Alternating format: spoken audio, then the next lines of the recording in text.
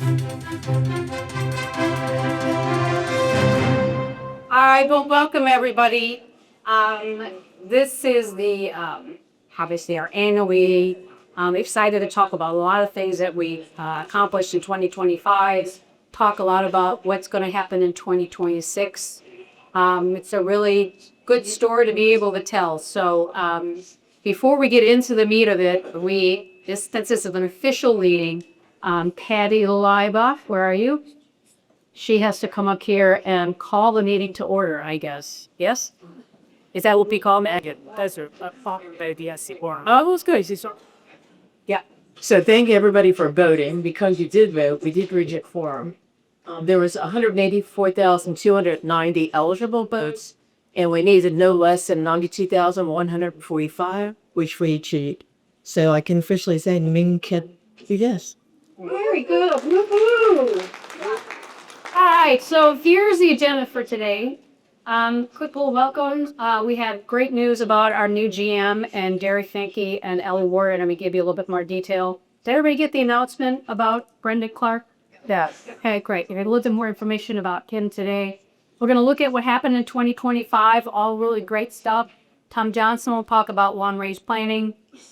Don Carpenter will give us some information on great financials of the financial position that we're in.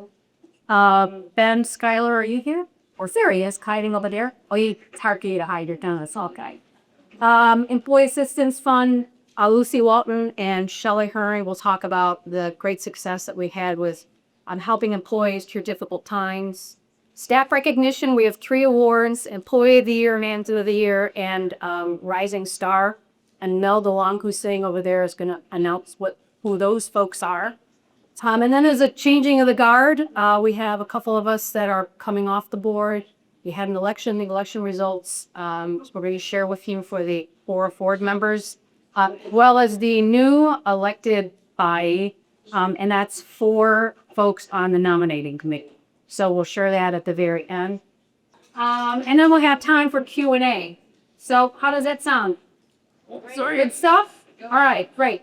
Well, we couldn't do this without a lot of you. So if you were on a committee this year, would you please stand up so we can recognize you?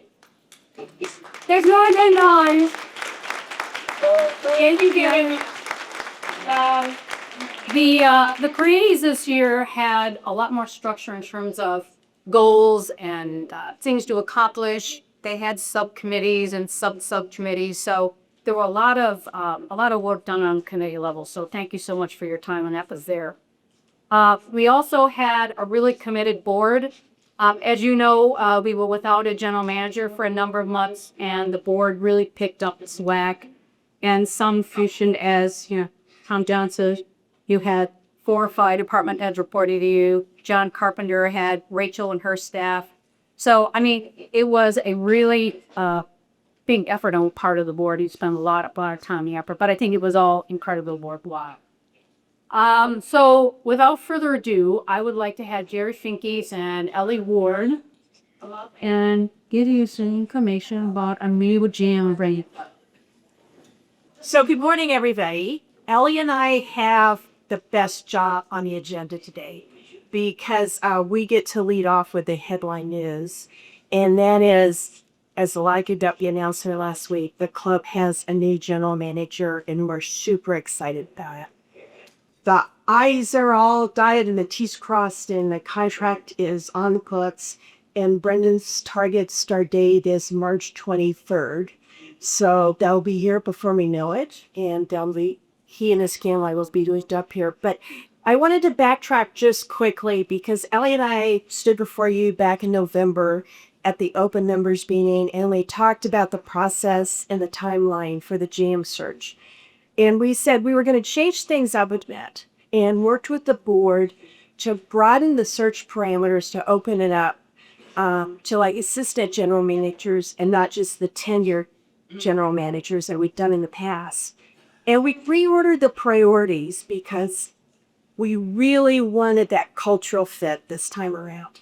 And the search committee really focused on let's find the person what will fit into the unique community of Seabrook Ballroom Club in Seabrook. So anyway, we use lots of metrics and methods to evaluate all the candidates, and determined that when we were looking at Brandon, we could check every box in the job description based on background, education, experience, personality, his vision, and his perspective. And it might be too pedestrian to say this, but we were looking for a strong leader for the club, but we were looking for a nice guy. And I think we feel very strongly that that's part of the cultural fit for this group and our community. And Ellie and I feel like we found a really nice guy. So he kind of summed it up in one of his interview presentations.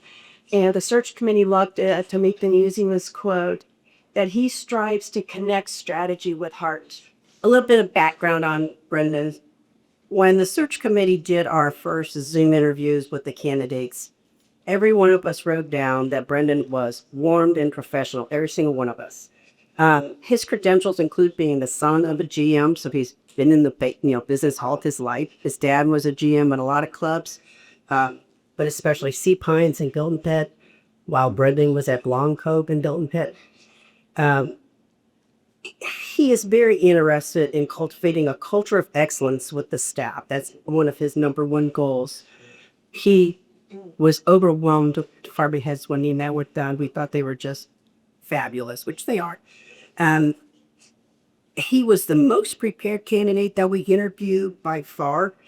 He knew who all the department heads were before he met with them. He researched our website. He read our bylaws. He asked to have the master plan sent to him so he could study it. He's just really on the ball, seriously. He's very respectful of traditions and history. He described his leadership style as collaborative, strategic, team-focused, and rooted in member-centric values. Brendan was recently the assistant GM at Interlaken. He oversaw 115 employees, so that's not far off from what we have here. He was the club manager at Yeamans Hall, which is about an hour north of here. He worked at the plantation at Potradidra in Florida, and also, as I said, Blanca. He is no stranger to high-end clubs and what it takes to run them. He fits exactly what we were looking for in a new GM. We hope that you are as excited to welcome Brandon and his family to Seabrook, his wife Samantha, girls Kennedy and Addison, and the dog Hemingway. So before you get rid of us, we have some quick but really important thank yous to say. Ellie and I did not do this on our own over a bottle of wine, although we tried a couple evenings to do so. But we have an incredible professional and capable staff, and we asked the department heads this time around for lots of input of what they need professionally to do their job and to manage their staffs, and they were incredible. 3 in particular were elected as reps. Lindsay Arnold, our director of membership, I know she's here somewhere. And Sean Hardwick, our director of agronomy, and Chef Dan Doyle. They were with us on the eyesight visits, gave tours, answered questions, gave us great feedback, and so special thank you to them. And I think something that people forget when we're interviewing and talking to these candidates, we're also trying to sell the club. We want them to be begging practically to come here. So there's a marketing element. So our first impression were Chef Christine's gigantic chocolate chip cookies and cards. She made it special for the welfare bag, so yay to Chef Christine. She was our great marketing tool there. And finally, before I take a step aside, huge thank you to this person over here, Mel, our director of human resources. She just incredible, helping us, helping TCC, the search firm. And so if you guys would give staff a round.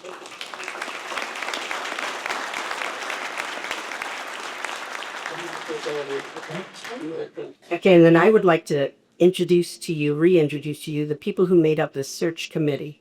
They were fabulous to work with, totally qualified to undertake this task. We would like to thank them for their dedication, hard work, commitment to finding the right person for this position. They put in many hours since October interviewing, questioning, discussing, researching, and making these spectacular spreadsheets. There was two people who did everything by spreadsheet, which is great. And sometimes disagreeing, but ultimately we came to a unanimous decision that should be Brendan. And that's who we recommended to the Board of Governors. They have delivered a nearly impossible but extremely important task for the club. We should be very proud of what you did. So these following members for your search committee, if you could please stand when I call your name. I might be missing. Mike Bach.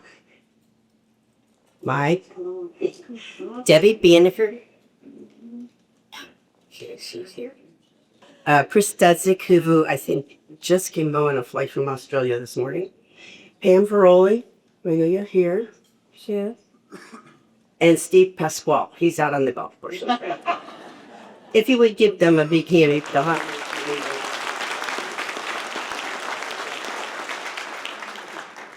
I would also like to thank my partner in crime, Jerry Binky, for her dedication and organization for this. We would have made that. Ditto.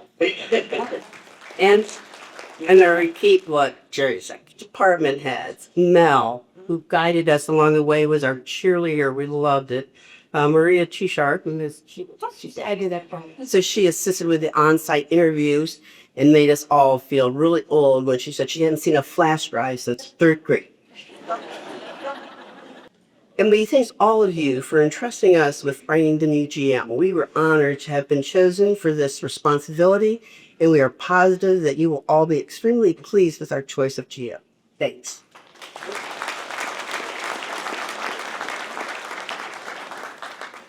All right, so take a look back at 2025. I'm going to go through this relatively quickly, but the message it sends is we've done in all the amenities, we've done an amazing job trying to make sure that members have a great experience. In my time doing the in-room GM thing, I can't tell you how impressed I've been with all the department heads and the attitude of the department heads and the folks that work with them has been, I really want the members to have a great time at fill in the blank. So we should all be really excited that they're the leaders of our club. They're really driving the bus. And without a general manager, I can say they did an unbelievable job. So let's see. So membership, last year, 131 new members, 151 volunteers for committees. Can we talk about the draft today?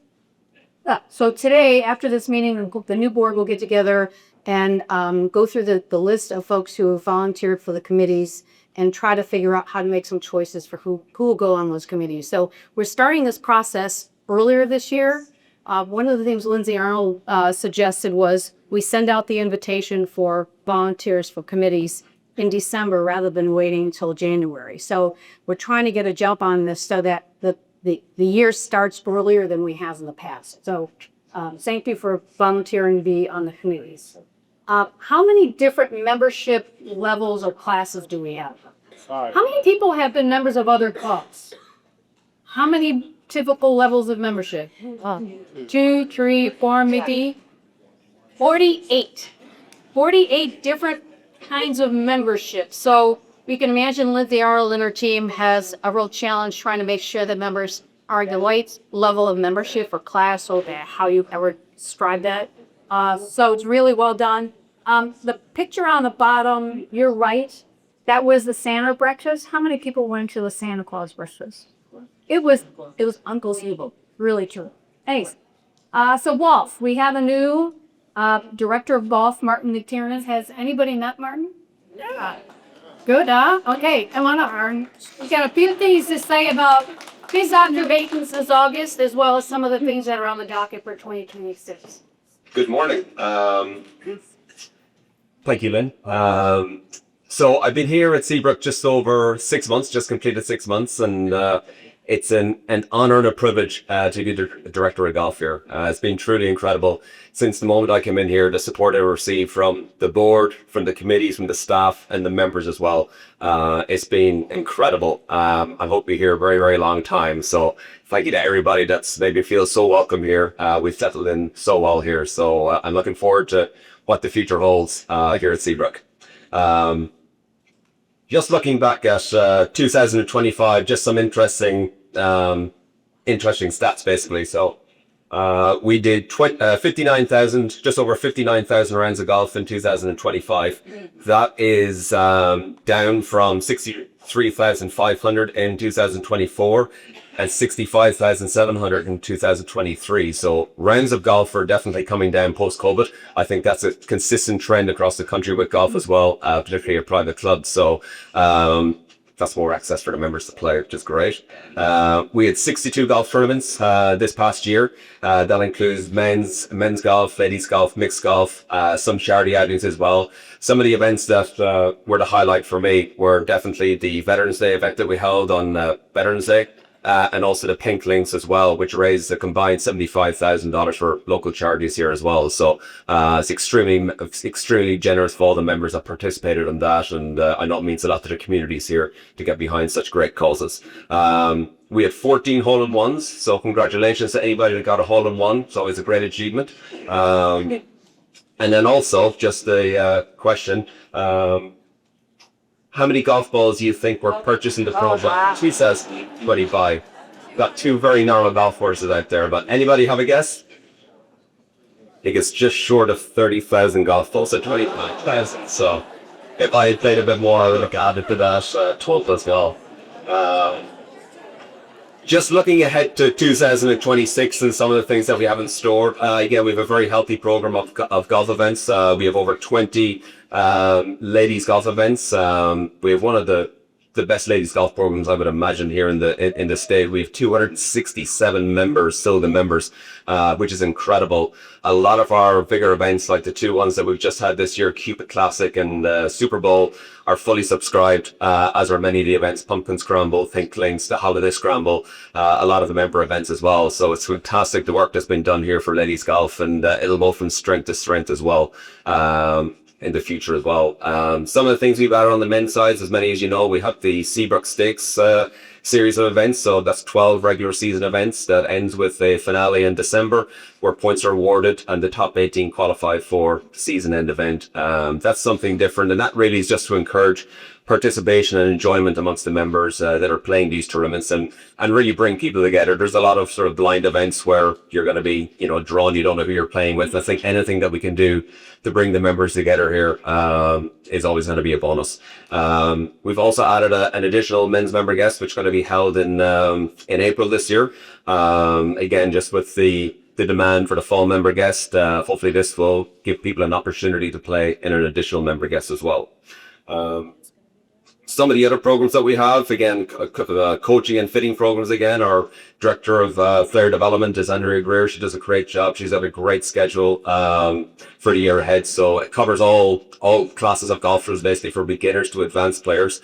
Just some of the programs we have. We have one-day workshops, boot camps, Operation 36.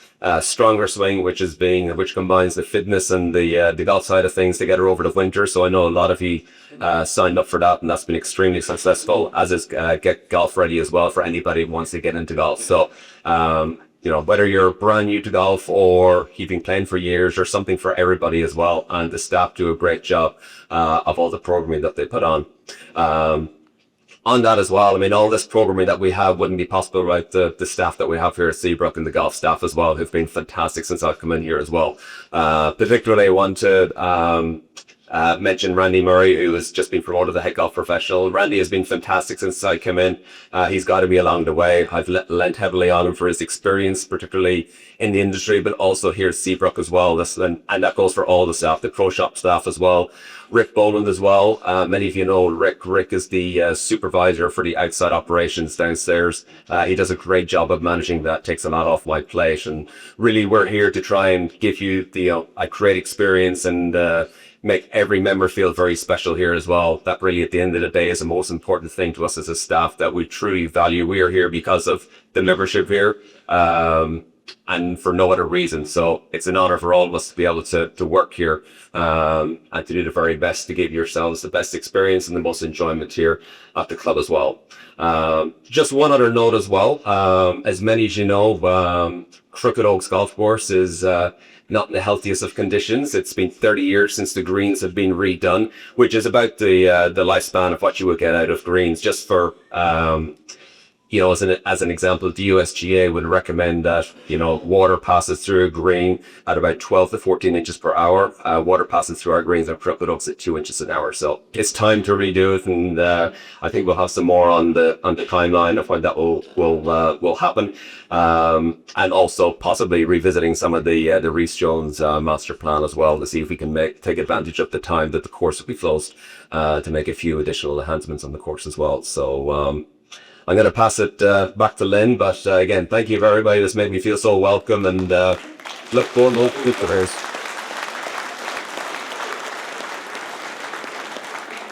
He sounds so good, doesn't he?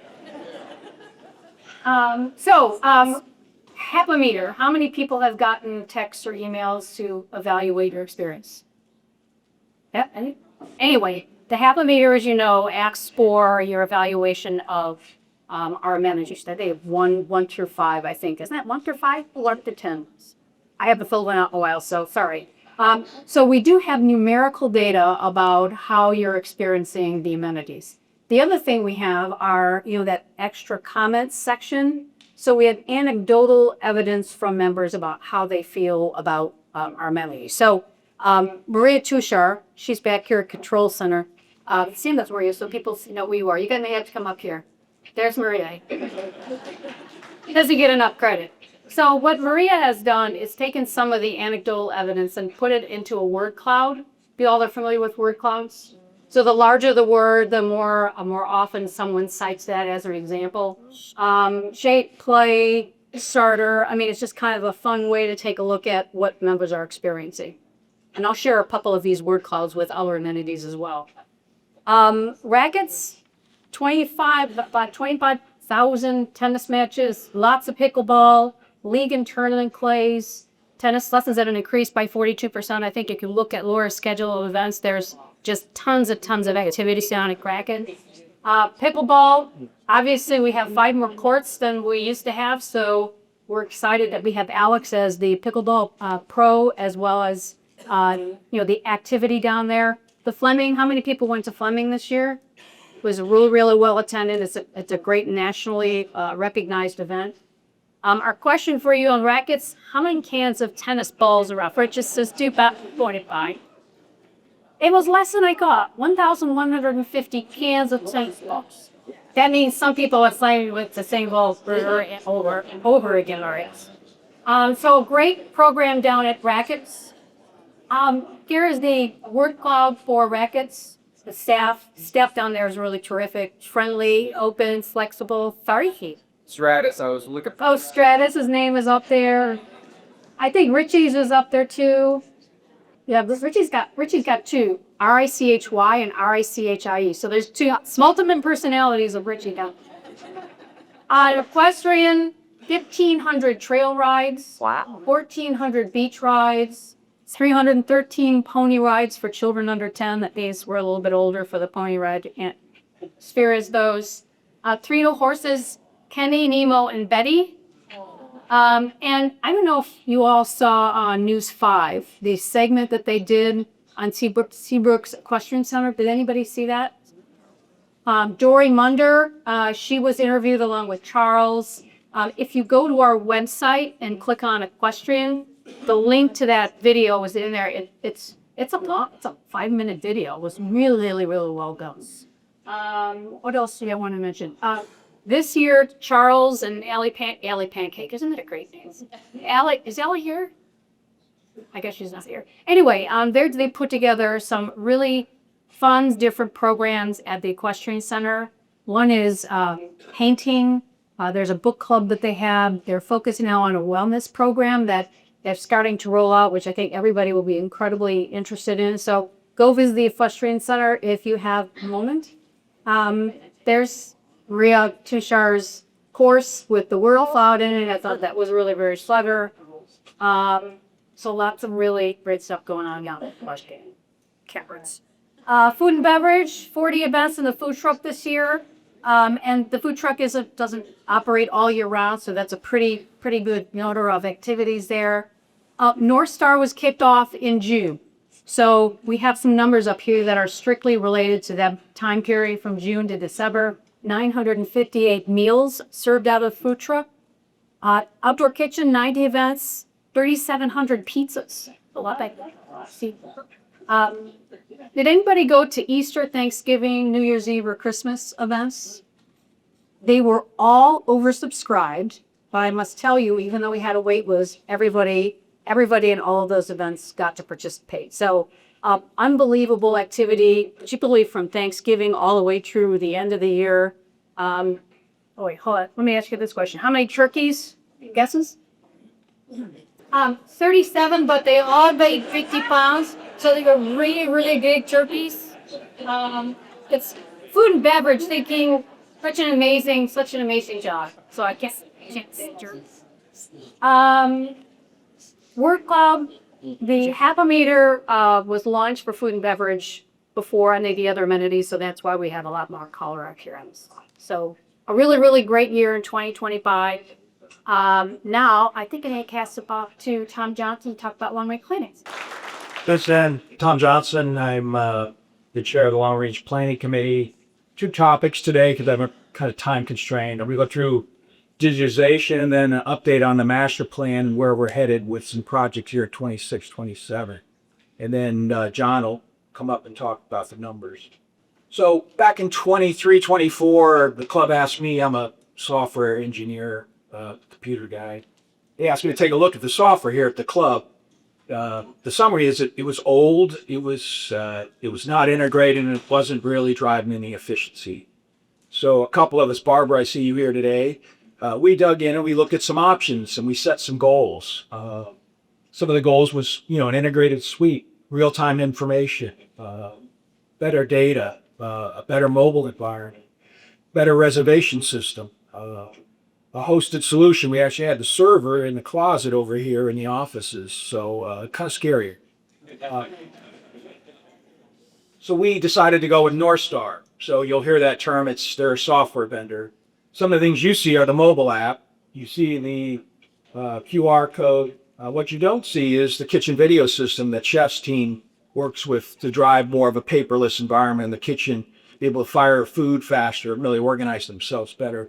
The other thing you don't see up on the right is Rachel's team and the other teams, Jared, being able to use analytics to really operate our business. Down at the bottom, the reservation system is integrated. The bottom line, is it all perfect? No. But are we headed on a journey to really drive some efficiency for this club? Yes. So, support us or give us feedback. And we want to do more.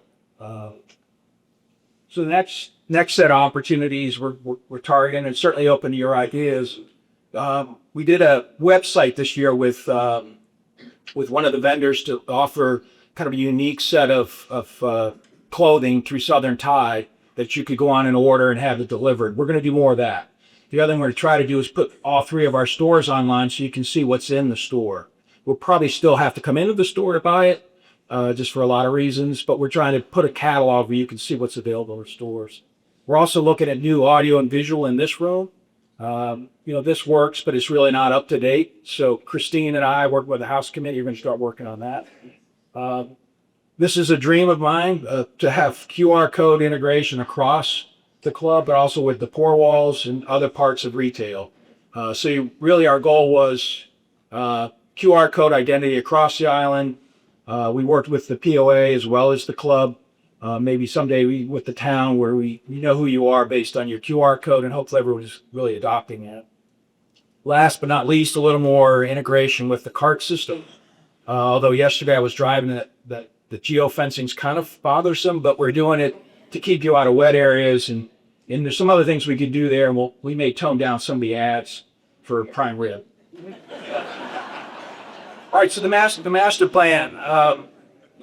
I've been working on the master plan since 23, and I think we finally have a long-term roadmap for the club. We worked with our POA partners and the town partners, so we're all kind of headed in the same direction, whether it's 5 years or 15 years. We've been trying to balance between going from good to great experiences with how much we spend. And we're financially in a good position, but we want to be conservative. So you'll see that in John's note where we're going with the numbers. The other thing we tried to do, which seems simple, was try to make the master plan the plan of plans. So we pulled in the maintenance plans for all our facilities. Rusty Port, I don't see Rusty here, but Rusty's our rep for maintenance. I think he's doing a great job. I hope you start to see little things like new equipment all over the island. And so maintenance is now part of our plan. The golf course plans, as Martin suggested, the racket sports plans, these were plans that were done over time, and we're bringing them all together. Office space plans, and then the new amenities and grounds. So when we mix all that together, we now know exactly what we need to be looking for the next 10 to 15 years. What I want to remind you of is we've been listening to you all along. This is from 2024, a survey we did of the entire membership. We also conducted focus groups during the master plan. And then the House Committee just did another focus group to say, what's important to the members? What do you want us to invest in? Where do you want us to invest? So we're listening to you, and we're going to continue to listen to you. So as Martin suggested, one of our must-dos is Crooked Oaks renovation. We're convinced this is something we need to do in 27. It hasn't been done in 30 years. Randy told me there's some of our golf pros that are younger than that. So we think it's a must-do. The board thinks it's a must-do. The membership, I believe, will support. It's a must-do. Assume it's going to close April 27 and reopen for the member guests in September. Right, Sean? So again, Sean's on top of this. The Golf and Greens Committee's on top of this. Martin. So right now we're in the middle of refining the scope in terms of what. And we'll have that, by the beginning of second quarter. But we do have a lot of detail today. It's just a lot of hard choices in something we want to do right, but we don't want to cut ourselves short and then have to go back and do things again. Everything we do out here costs more year over year. It's just amazing. So here's the last slide. Here's what we're proposing for 26, 27. And I've got some numbers up here, and then John will follow up on it. One of our biggest pain points right now is the Racket Sports Center, where you saw all those numbers. Participation's great. We're short on parking. So we're going to spend $100,000 or less to build some more parking. So we have a detailed design underway, and we'll work with our regulatory bodies, i.e. the town, maybe the county, to get those done. The issue is, where do we put it? Do we give up any potential amenity space, or how do we deal with the trees up there? So stay tuned. Rusty Porter, I, and Laura are working on that. The next one's the Island House. You want to refresh the Island House, the ballroom, front porch, and we'll talk about some other public spaces. We think we're going to spend less than $500,000. We're with the House Committee. Christine's been working with one of our design firms. We'll go through another set of design in terms of carpet, lighting, window coverings, and we'll have a new number there. But that's kind of the ceiling number. I think, Christine, the porch furniture's already been ordered on the way. So things that make what we have better is the theme. The next one I call the beach club and the pool areas, kind of new hardscaping. And that hardscaping will include a better flow from this Island House across Seabrook Island Road in to the beach club and the nest. Just make it safer, make it a little more attractive, as well as make it easier to go up and down those stairs, and all the gates we have over there sometimes feels like you're going to Sing Sing. So we just want to make it more friendly, a little higher touch, I think, is the vision, and that's the House Committee working on that next 26. About $1.5 million there. The idea here is we're going to expand the fast casual over at the shop in the cafe. We're going to try to open that up and make that into a bit bigger of a fast casual restaurant, so we can have some more traffic, some more offerings. kind of free up the nest in my mind to have more members in there and use this space to accommodate some of our guests and some of our other visitors to the island. We want to keep it simple. There's a term called value engineering where we work with Chef and we work with Jared to figure out exactly what fits in there and what's going to drive revenue and how we operate it. But I think it's the right thing to do when you go over and look at the drawings. If you haven't seen the drawings, send me an email. I can share the initial drawings. That's about $2 million, depending on kitchen equipment, which is very expensive. But it would last. Again, these are not throwaway projects. These are projects that will be in place for 10 years. This one just came in with kind of at the end here, so we don't have the numbers on it yet. I don't think they'll be very big, but we just want to clean up the outdoor kitchen space. It's just kind of plain cement, not a lot of shade. And then we've never had any shade over by the bag room, so we were going to put shade over by the island, the outdoor kitchen, while I went and put shade over by the bag room. So we don't have designs on that yet, but I think that, again, the House Committee and the Golf and Greens will work together on that. And then the last one, we don't have numbers on yet. We just want to clean up some of the public spaces. I'll give an example. It's the bathrooms. They're just looking kind of dated. And it's an impression for a lot of people that come here. So nothing huge. We're not going to change any walls and move a lot of things around. Just really tidy it up, paint it up, keep it up higher. Again, kind of a good to great theme. So those are the projects. John's going to come up now and kind of see how it all fits together in terms of our balance sheet and our spending. But again, reach out to me, tom.johnson@seabrooksisland.com with any questions, comments. But I really appreciate any feedback and your support. We're trying to keep it simple and within the kind of a conservative approach. So thanks again, John.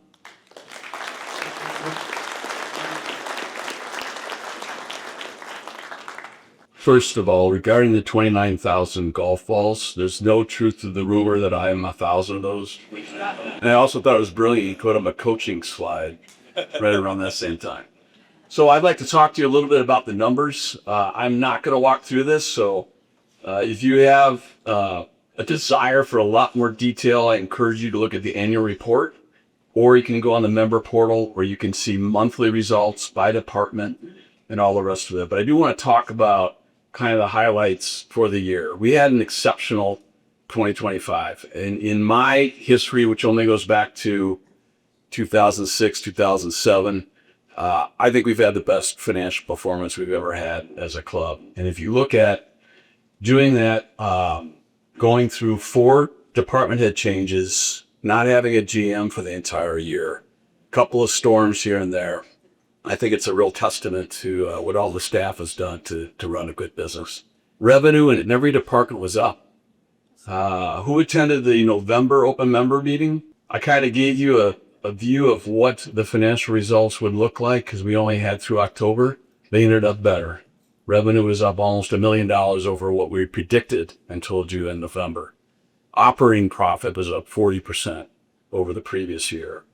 Payroll and cost of goods sold was right on plan and only slightly higher than 2024. Overall, we just had a really exceptional year, and I really applaud everybody kind of tackling and getting together, and I appreciate all your business coming in here as well. What that's allowed us to do is to end with a pretty good cash situation. We had planned for that. We delivered on that. Joining fees came through as we had hoped, and we're hoping for even more additional joining fees next year or this current year. That pays for a lot of our capital.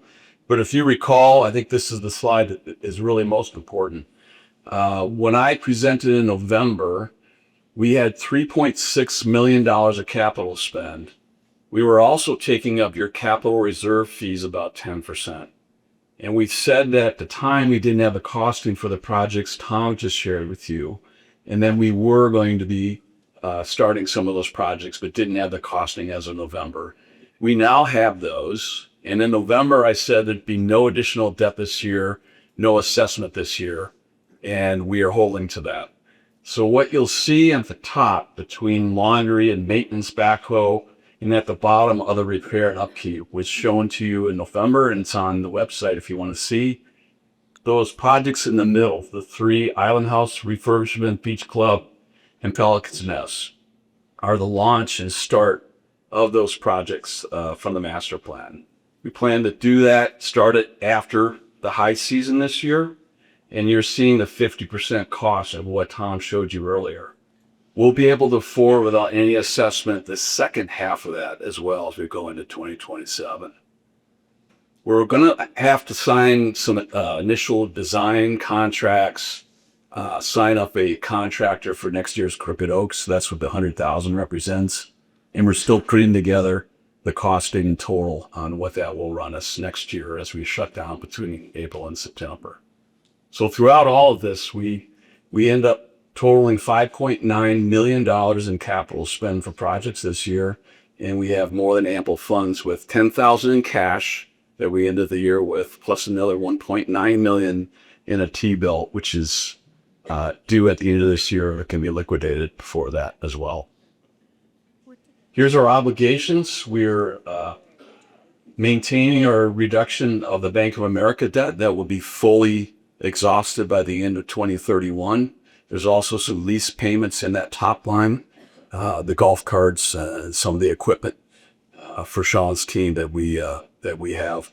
And then the second line are the obligations for reimbursable of equity. We're current with every member, and we'll continue to do that with the operations that are coming through. You've seen this slide every year since 2014. We've maintained a very conservative approach throughout and making sure we have $5.7 million in case of a catastrophic hurricane, being able to pay our staff as we get back on our feet. I'm guessing if all the restaurants are blown away, there's not going to be a lot of food and beverage revenue, for example, but we're prepared. The banks obviously like this. I think you all like this as far as a conservative approach. So we're maintaining that, have no intention of dropping those down this year or in the future. So in summary, we had an incredible 2025. January results already look really good for 26. And so we're setting ourselves up for continued strong improvement. We've got those department heads in place. The keys to the beans are with Rachel as the controller. We've got Martin. We've got Rusty, Jared. We're all set as far as a really solid leadership team, along with the others that have been here for a bit. And we continue to deliver, and that will also improve our cash position. Our obligations will be paid, exhausted completely in 2031. And all of the projects that we're kicking off are really improvements to existing amenities. So we know we've got some real gems here, but we need to, what was the term, high touch, make sure we get these where they need to be. It is amazing how far back. I mean, everybody remembers the pool redo over there. I think that was back in 2019 and 20. I mean, it's 6-7 years ago. So it's funny how time flies. And as Tom has said, as we talked to the construction and costing experts, and we decided about timing being an element of our decision on how we finance things, there's that 5 to 8% increase they estimate will occur on costs every year you delay. So we have to weigh that as well for what's best. Yeah. I'll be able to answer some questions later. I do encourage you to look at the annual report. If you're really into the financial information, it's all there for you. Okay.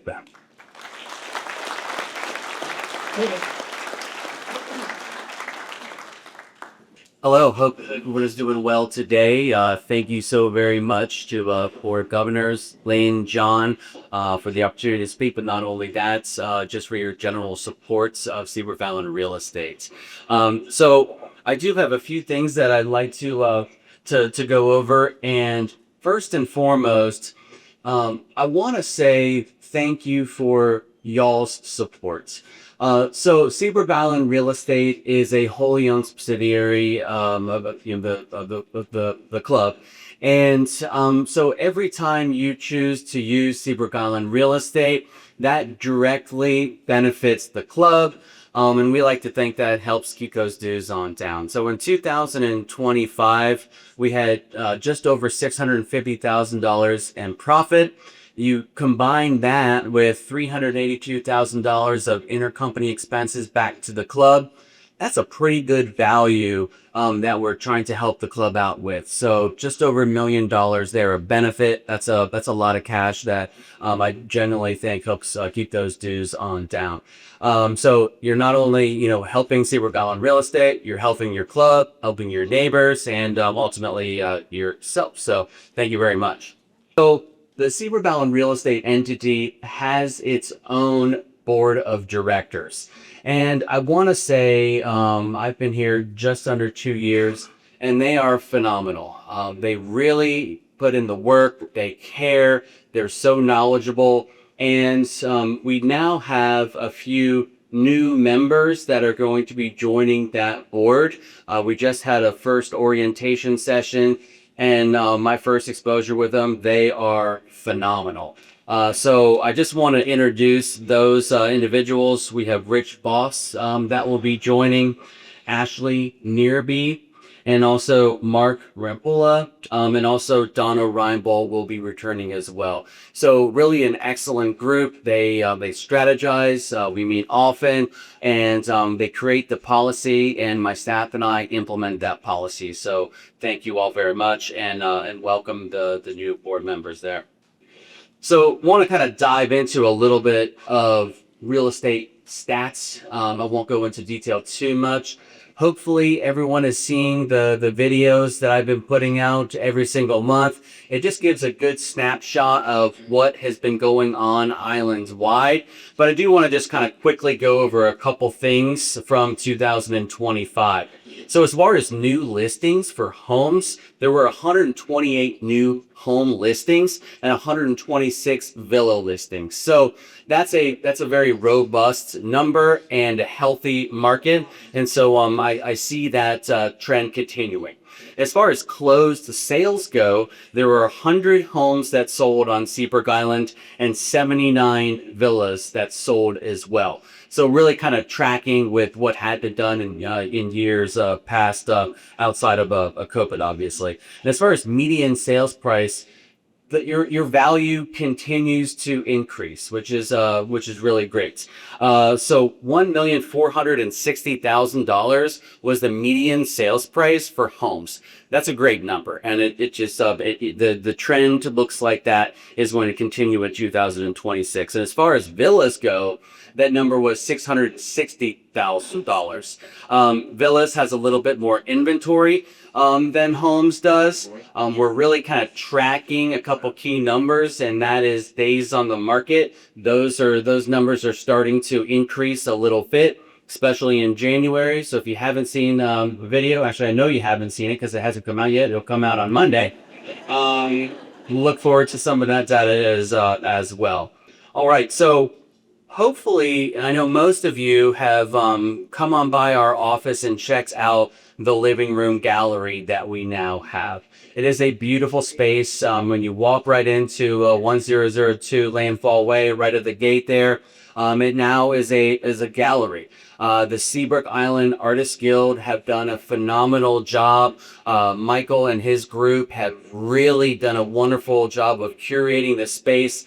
It's all of the local artists that have amazing pieces, and they're displayed on our walls. So if you have not yet come by and check that out, we're open really all the time. Please just swing on in. You don't need to make an appointment. Come on in, grab a cup of coffee, sit down, read the paper even if you'd like to. We are getting several requests for people to use the space, and that is wonderful. That's one of the reasons why we have gone and gone in this direction with creating this gallery. The Seabrook Islands Village, Neighbors Helping Village, last week they did their meeting in the space, and it was a great. Everything worked out really great.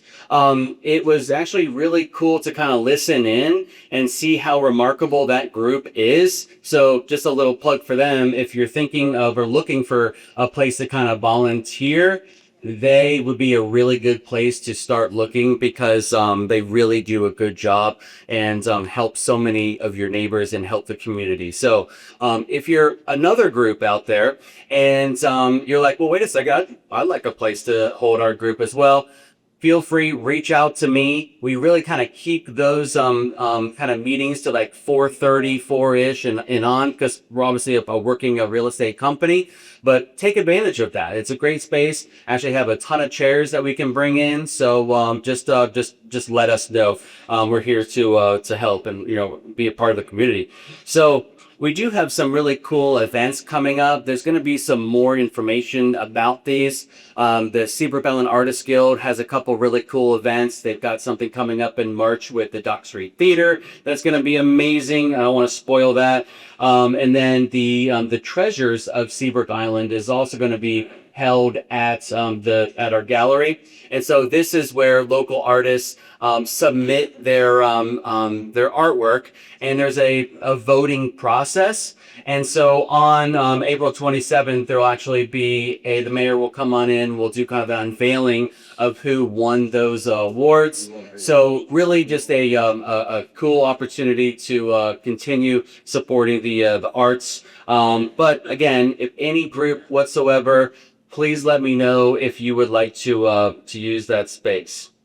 And look at this awesome group of agents right here. So I've been blessed with managing offices for about 20 years, just over 20 years, real estate offices in the Charleston area. And I can say without a hesitation that our agents stack up with the absolute best and hardworking agents there are in all of Charleston. And so if you do not already have a amazing connection at Seabrook Island Real Estate, an agent, please stop in my office. Give me a call. I am quite confident that I have someone that is absolutely perfect to match you with. So again, thank you all very much for the time. Thank you, the board. And I do want to say, Lynn, I think you did an amazing job this year. I'm Lucy, and co-president of, there you are, where are you feeling? Yeah, co-president of the Employee Assistance Fund along with Meg Carter. And it is an absolute joy and privilege to be involved with this organization. We have so many valued employees, and just listening to everybody, wasn't there kind of a common theme about our management team and the employees and how amazing they are? Well, I truly second that, and it's been a privilege to get to know some of them as a result. So we alleviate barriers and inspire success for our valued employees who are like family to me, and I feel so fortunate for that. We are served on a daily basis in all different areas here on Seabrook with care and kindness from our employees, and it's an honor to be able to offer them assistance when they are faced with hardships or catastrophic circumstances. The Seabrook Island Employee Assistance Fund was founded in 2023 as a 501c3 nonprofit organization, and we granted our first award in December of 23. Since then, we've assisted 46 employees to the tune of a little over $126,000. And that's because of you all. Our members are so generous and so giving because we couldn't do it without your generosity. And we ask and you give, and we ask and you give. And I am truly grateful for that. And because it's Valentine's Day, don't you do a little heart like this? Thank you. Yeah, there you go. Anyway, we will be asking you again, however. On Thursday, May 14th, will be our next fundraising event. And we try and come up with some fun, different ideas. And so this is going to be the Bootleggers Bash. Kind of a speakeasy type of theme. Just think, you may need a password to enter. So tickets will be on sale in a couple weeks, and we'll direct you to our website for that information. I want to read briefly comment from one of our grant recipients that really stuck with me, and hopefully it will with you as well. This individual stated, "There are no words to describe the generosity and kindness that the EAF showed my family when we were in time of need. You know, sometimes life comes at you in unexpected ways, and having the EAF help us has been such a blessing in our lives. Thank you to all the individuals that are part of the EAF. You are making a difference in the lives of good people that we have here are good people. who will be inspired in one day to pay it forward to others in need. Our hearts are so full, and we are so thankful for the help that gave us the break during a trying time. I think that pretty much sums it up. And again, thank you for all of your support over the years. And again, we'll ask again. And now I'd like to introduce Shelley Hearn, who's a professor at Johns Hopkins University, a big advocate of education and the EAF, and co-creator of an exciting new initiative that we're going to offer our employees. And this initiative is honoring our one of our founding board members who is offered, I'm sorry, I didn't think this could happen, who was full of life and love and care, and she cared for everyone with whom she encountered, and she was a giver. So we are so excited to offer this information, and I'll let Shelley take it from here. Great, she does it well. We're all crying here. To be clear, it's not my education background that I've been given the honor to help with the first selections, because Nancy and I had the same color hair. Well, I'm going to go off script because we've been hearing a lot about extraordinary health of this club and the vibrancy, and everyone got nervous. Did you notice? This is a healthy club, and thank you, Lucy, touched on the care of what this fund is all about. Another part of health is not just helping people in need, it's actually helping create the opportunities for everyone to thrive and to do well. And that was a real tenet of Nancy, but that's also what education is all about. Giving people opportunity to improve their training, their vocation, their aspirations, their dreams. That's kind of who Nancy was about. But it was also, this fund is, this next generation of work is to give those kinds of opportunities to the people who are so much part of our community, the employees. And so the idea is with the funds, and hopefully with the additional dollars that come in, or if you want to go to the website and provide donations, we're going to be giving scholarships up to $4,000 to any Seabrook Club employee who applies, who is looking to go to either an accredited school, help with their everything from GREs to college to learning how to do those spreadsheets like I was seeing here. Really, again, the basic tools to improve your ability to help your family to thrive and good health. And I think that was really a testament to what Nancy was about. And I suspect a lot of you knew her. You know that fuzzy PBG that still runs on the beach? Anyone know Augie? All right. Thank you. Thank you, Laura, for that. Or anyone remember that beautiful swing of hers on the golf course? Or sometimes if through the words you might have learned that even a Jersey girl didn't know. She was a vibrant, I don't know, give me some words for her. Amazing. Amazing. Classy. Stunning. Stunning. We'll do a word cloud. We can have a word cloud, and I would guarantee you that word cloud captures the spirit of what this education fund is about.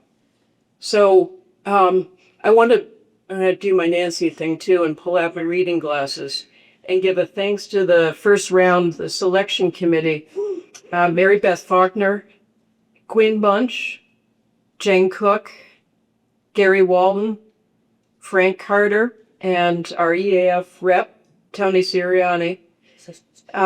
Many of you, most of them, have direct experience in either education or being on scholarship selection committees, or just are kind of kick-ass like Nancy was.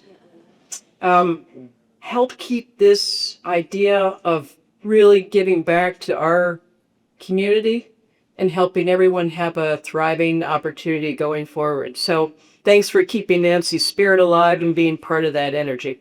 And information will come out on Tuesday through the club that we have already a donation opportunity on our website, the fund at si.org. Tells about Nancy, and the scholarship, and there's an opportunity to donate there if you choose to do so. Thank you.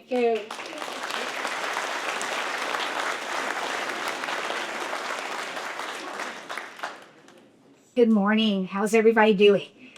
I'm not going to take too much of your time, but I personally would argue that Emily and Jerry, I think I have the best slide today. We are here because of you all. And it takes a special person and special people. We're honoring our 25 award winners in our employee group this year. But they truly have a heart for service. This is why I love Seabrook. This is why I love our club and our employees, because everybody comes each and every day, again, with that heart of service to serve you and your guests and the visitors that we have. I'm going to start over here with our rising star. She's hiding behind me. Miss Eve Foggs. She has been with us for 4 months, and her impact has been felt immediately. She was kind of the brainchild behind the Island Insider that I know we are getting great feedback, and the monthly newsletter that you all get. We just love it. So we cannot wait to see what Eve does in the future here at Seabrook. So Eve, thank you so much. Congratulations. Our next winner is Kyle DeGoyer. He has been with the club for 2 years. And if any of you all come and have met and worked with Kyle, he is fantastic. Since joining our food and beverage team, he has really ramped up the beverage program. And he truly also has a heart for service, not only to you all, but to the employees. And I know there's probably some people in the room that enjoyed the 2 classes that he held for members right around the holidays for holiday cocktails. Did anybody get to go to those in the room? Yes, I see a hand back there. So again, we want to honor Kyle for our Employee of the Year. He is just absolutely fantastic and can't wait to see what he does in the future here for our beverage program. And last but certainly not least, our Manager of the Year, Mrs. Allie Pancake. I think Allie works for one of our most unique amenities here on the island at the Equestrian Center. I personally just love coming in every morning and seeing those beautiful horses. And the thing that makes Allie really special, she's been here 17 years. She has a connection with those animals that is just truly amazing, and with her staff. But Allie also had the unique ability to connect with every single employee and manager across this island. She's probably one of the most popular managers and leaders that we have. And again, it's because of her connection. She truly loves Seabrook. She loves the members, and that she also loves our employees. So again, give Allie a round of applause for our game day.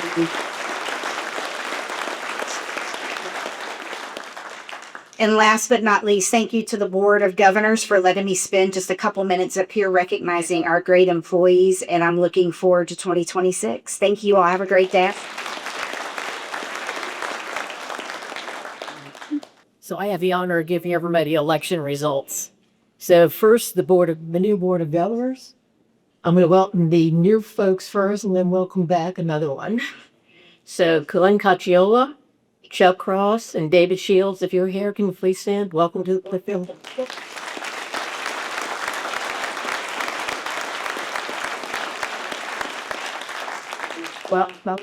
Welcome back. John will be your new president.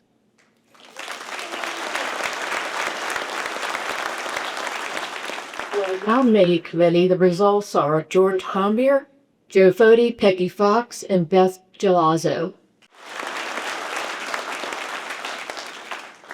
So we're going to keep this tight since we're running over on the Sepoa time. Sorry about that. It's with great pleasure that we honor three board members dedicated their time and service. First, Donna Brown.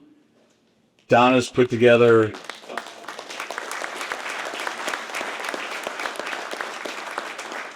Donna's given 6 years of her time. She started off in 2015, missed the COVID fun, and then joined us for this last 2 years. It's been a pleasure being on the board with her. Her most recent years with the equestrian group. And when I think of Donna, I think of being pragmatic. She was the the voice of reason and the voice of clarity on a lot of our things at the board, and it was a real asset. Thank you very much.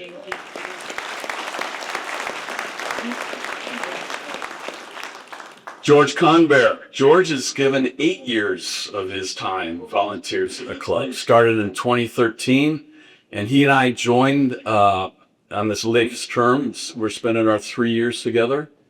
He's been a wealth of knowledge. I've tapped into him a lot, especially as treasurer. And I'm going to say the word that comes to mind is contrarian, but I mean that as a compliment. George made sure we didn't have any unintended consequences with some of the things we wanted to do, and it was a real asset. Thank you very much, George, and he's still with us. He'll be helping shape the board going forward. And then finally, Miss Lynn. Lynn gets 3 gifts. She gets this box. And I would say, with no disrespect to the previous presidents, I think we've had one of the best presidents the club has had.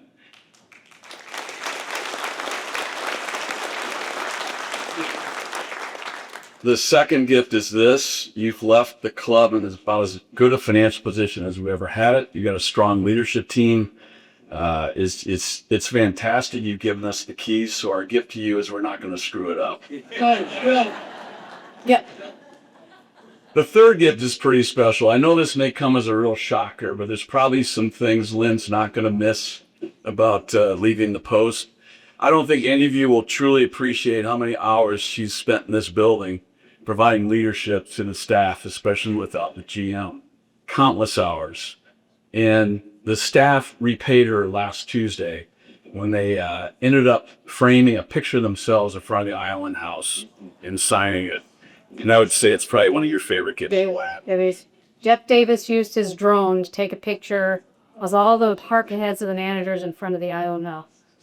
It was great. It was great. Great leader. Thank you.